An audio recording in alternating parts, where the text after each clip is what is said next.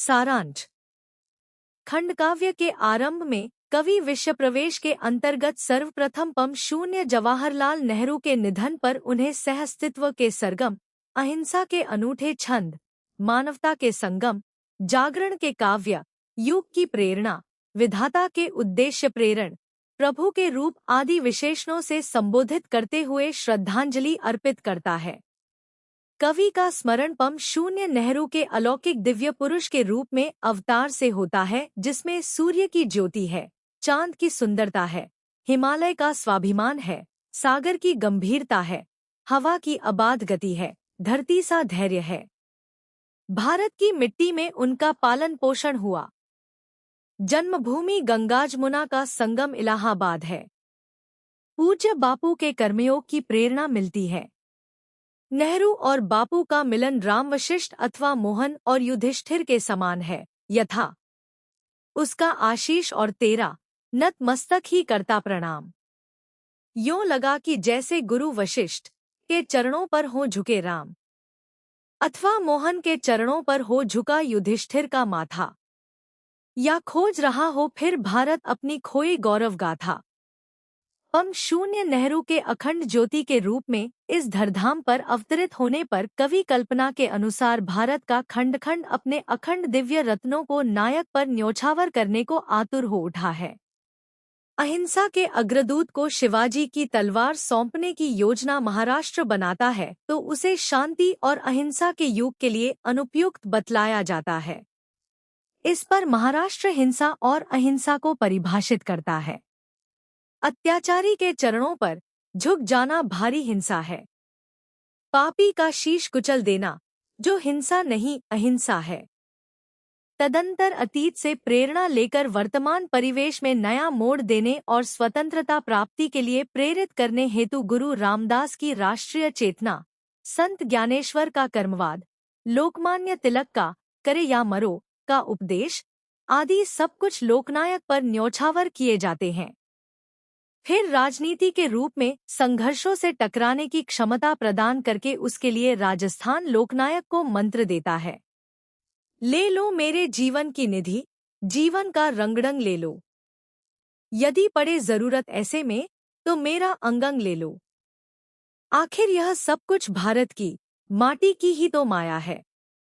भीतर से सब कुछ एक मगर बाहर से बदली काया है। इस प्रकार राणा सांगा, कुंभा, महाराणा प्रताप के गौरवशाली अतीत की कथाएं लोकनायक के जीवन में आकर उन्हें त्याग, शौर्य और स्वतंत्रता संग्राम के लिए प्रेरणा प्रदान करती हैं। भारत की अखंडता का उद्घोष करता हुआ सतपुड़ा कहता है, बूढ़ा सतपुड़ा लगा कहने, हूँ दूर मगर अलगाव नहीं। कम हुआ आज तक उत्तर से, दक्षिण का कभी लगाव नहीं।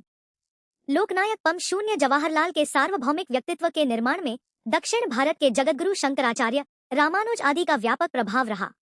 भवभूति कालिदास की सृजनात्मक भावुकता ने नायक के व्यक्तित्व में साहित्य, कला और संस्कृति की त्रिवेणी प्रवाहित की।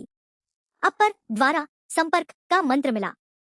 फिर श्रीमद के कविकुल गुरु जगन्नाथ, कवि कंकड़, चंडीदास, दौलत काजी, विवेकानंद, दीन बंधु के साथ ही बंकिम बाबू के वंदे मातरम की छाप भारत के मानस पटल पर अंकित हुई। टैगोर और शरद बाबू की अमर कला, शाहजहां की गजलें हृदय में स्पंदन करने वाली हैं। नेताजी के घायल सपने विकल हैं। इन सब को संजोकर वह कथानक को समर्पित करने के लिए प्रस्तुत होती है। असम पूरी क्षमता के साथ नायक पर न्योछावर होता है।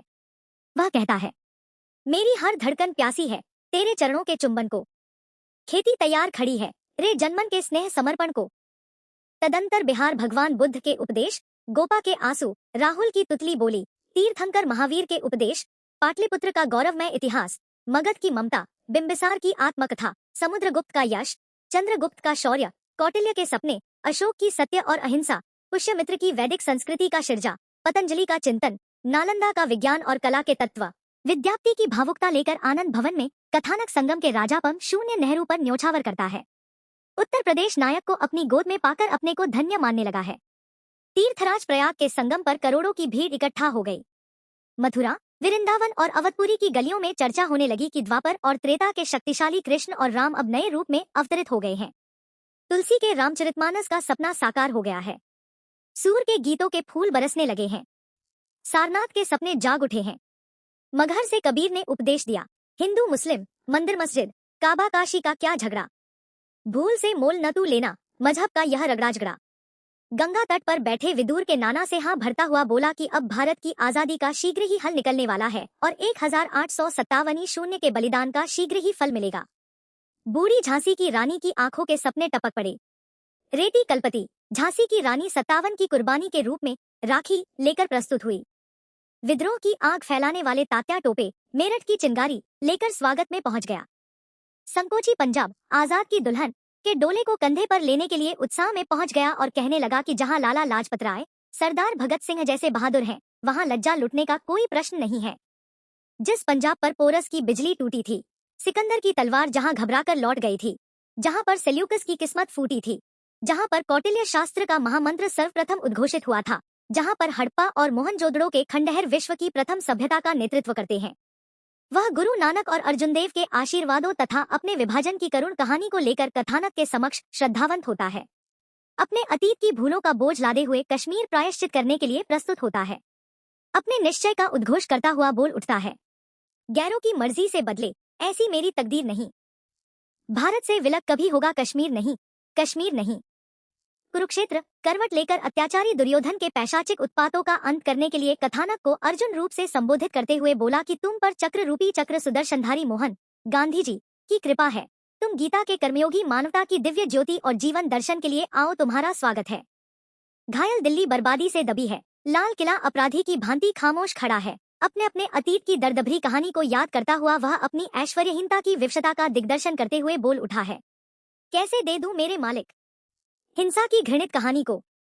लूटा है जाने कितनों ने भोली दिल्ली की रानी को। लाल किला यमुना को अपनी क्रांतिकारी चिंगारियों को देखते हुए तुरंत आनंद भवन पहुंचने का अनुरोध करता है और यमुना कथानायक का अभिनंदन करने के लिए संगम पर पहुंच जाती है। इस प्रकार सभी ने भेंट के रूप में अपनी संचित निधि को कथानायक के लिए न्योछावर कर दिया और सारा भारत पम शून्य नेहरू में आत्मसात होकर संपूर्ण भारत का प्रतीक बन गया। जब लगा देखने मानचित्र, भारत न मिला तुझको पाया। जब देखा तुझको नयनों में, भारत का चित्र उतर आया। ज्योत जवाहर खंडकाव्य में भारत के प्रथम प्रधानमंत्री पंडित जवाहरलाल नेहरू के जीवन, व्यक्तित्व, विचारों और राष्ट्र के प्रति उनके योगदान का वर्णन किया गया है। कवि ने नेहरू जी को भारत के लिए ज्ञान, स्वतंत्रता, प्रगति और आशा की ज्योति के रूप में प्रस्तुत किया है। इस खंडकाव्य में उनके बचपन, शिक्षा, स्वतंत्रता आंदोलन में भागीदारी, महात्मा गांधी से संबंध तथा देश की आजादी के लिए संघर्ष का चित्रण किया गया है। नेहरू जी ने अंग्रेजी शासन के विरुद्ध संघर्ष किया और अनेक कठिनाइयां सहते हुए भारत की स्वतंत्रता के लिए अपना जीवन समर्पित कर दिया। स्वतंत्रता प्राप्त होने के बाद वे भारत के प्रथम प्रधानमंत्री बने।